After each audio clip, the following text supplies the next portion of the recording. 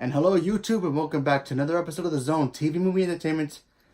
With me, your host Jonathan, once again bringing you my thoughts and review for tonight's episode and season finale of Arrow, season 7, episode 22. Sorry, kind of loopy here.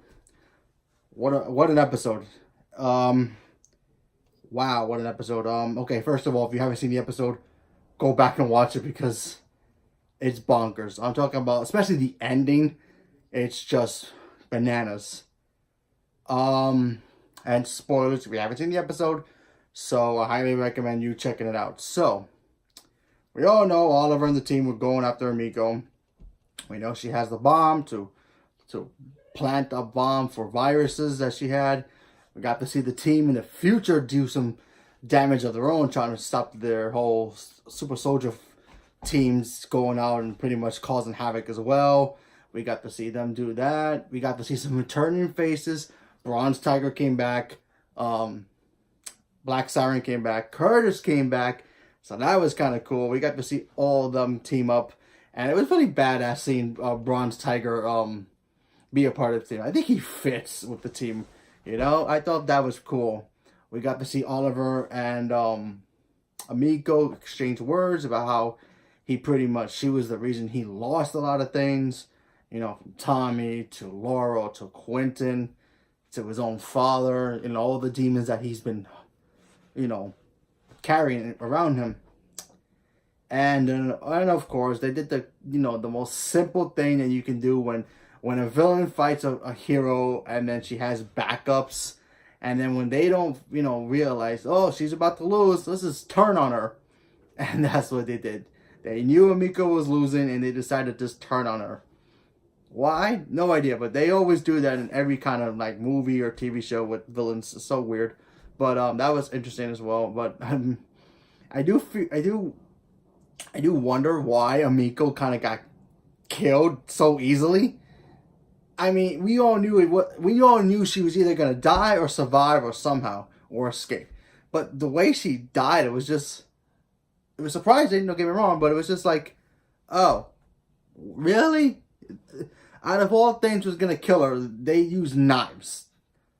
Her like second or third henchwoman or something throws a knife at her and just stabs her and dead. She fights off a little bit, but then she just dies in Oliver's arms. Then, of course, they literally get rid of the bomb, so they pretty much saved the city, so that was a good thing. But I don't know, it felt the weird where Emiko just jumped in like that quick. It was like, oh, come on, really? You build her up to be this badass, and then you have her die by knives. Oh, well, what can you do? But, yeah, she was a cool character. I actually liked her a lot. Yeah, that was just too funny how she just literally died that quickly. First of all, getting turned on by her own teammates was kind of weird, but then just dropped dead. Okay, fine. So, and of course, we got to see the future stuff again as the team literally have to destroy Felicity's projects because pretty much anything she's been building lately has been used for the bad guys. So, Mia literally goes and tries to pretty much do it on her own. She has William for her backup. And then, of course, John Diggle Jr. shows up as well. That was pretty cool. They all end up, pretty much teaming up with the Canaries and Wild Dog. And, of course, Roy. That was cool. We got to see them save the day on their side of the future.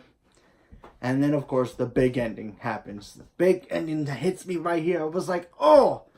It was perfect, but it was so sad at the same time because it's like... Because you forget that this is Felicity's last episode. Emily Beck. This is her last episode. And, yeah, I really liked it a lot. I felt like it was a great way for her to leave the show. But it was just sad, Not that she died or anything. It was so touching. That's what it was. It felt touching because, first of all, she had the baby, which we all knew was gonna happen. We saw that moment. But her and Oliver literally retired to that cabin together, and then she had Maya, and then of course she You know, they were doing their little honeymoon phase, and we got to see that. That was kind of cool. So I was like, oh, it's going to be a happy ending for Felicity. That's great. Maybe Oliver's going to go back to the team, and then that's how he disappears or something. Because remember, we don't see him in the future, so we don't know where he's at. If he's alive or dead or something. And then what they do, they bring in the Anti-Monitor, come out of nowhere and be like, oh, what's up, Oliver? You remember what your little deal that we made? Yeah, we got to go now. We got to go to space. We got to go deal with the multiverse stuff. And Oliver pretty much leaves. And before he leaves, we got to see great moments of him with Felicity and Maya and Mia. And just, you know, being a father and her laying down on his shoulders while he's sleeping. That was cute. And then he just picks up and just leaves. And it's hard, man. It's hard to see him leave like that. You know, you figure, okay, he's going to have to save the universe now. So that makes sense. And I knew it all along that Oliver's not dead. Oliver never died in the future. We're not going to see him die. Even though the Anti-Monitor said, hey, listen, man, you die in this crisis thing. So maybe he does die. Maybe he does die, but then he comes back and then he takes over or teams up with the Monitor to pretty much become the new protectors of the galaxy, like how Captain Marvel does. Like in Marvel, Captain Marvel literally goes up in space and takes care of the galactic stuff. Maybe that's what he's going to do. Maybe he's going to be the Green Arrow of the multiverse and just help everybody if he can. You know? So we just going to have to wait and see what happens. Because that stuff was crazy. And then the ending, the way it just ends was just seeing Felicity waiting up to meet the Anti-Monitor and then just go into the portal to go meet Oliver. So we all know Oliver's alive, but what is he doing? Is he partying somewhere? Is he saving the universe? What is he doing?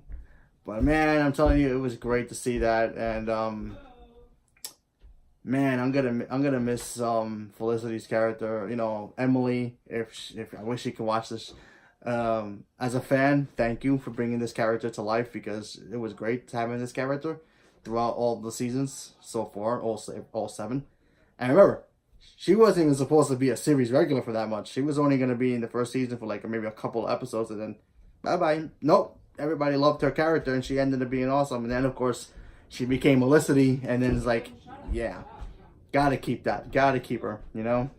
She went from being just a girlfriend, or, I mean, not the girlfriend, just the love interest. So then she became the girlfriend. Then she became, we all knew how smart she was. And then she went from being a badass to being a super badass. So it was just like, yeah, sometimes there's episodes where she's better than Oliver, which I enjoy, but that's cool. But, yeah, I really wish Flash did that with the Iris, but go figure. But, yeah, so I want to thank her for that. Thank you for bringing a great character to the show. But yeah, it's great seeing Felicity. Now we know where she is now. She's officially gone now from the show. And now we got a question is, what's going to happen with Oliver in season 8? Like, how is it going to start? Are we going to see him in the first episode? Is Diggle going to be in charge? Is he going to be the Green Arrow again? Maybe Bronze Tiger teams up with them now? Who knows?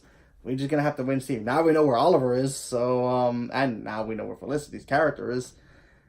Oh man, season 8 is going to be crazy, but I don't want to say goodbye to it though. Oh, it's gone for now, but it'll come back for its final season, I guess. And we're just going to have to wait and see what happens with the team. And I hope we maybe get a Black Star show. We are getting Batwoman, so that's going to be fun. But, yeah. It's been a long journey for these characters, and it's coming to an end. So, leave me a comment below. Let me know what you guys thought about it. And did you guys take a guess like I did about Oliver being alive this whole time? Because I knew he was going to be alive. I knew he was alive somewhere in the future. He either hiding in the future somewhere, or he was with the Anti-Monitor. I knew he was doing something with time travel or space or something doing that. I kind of knew that was going to happen, and it ended up being true. And yeah, so leave me a comment below. Let me know what you guys thought about it. Thank you very much, and have a good night.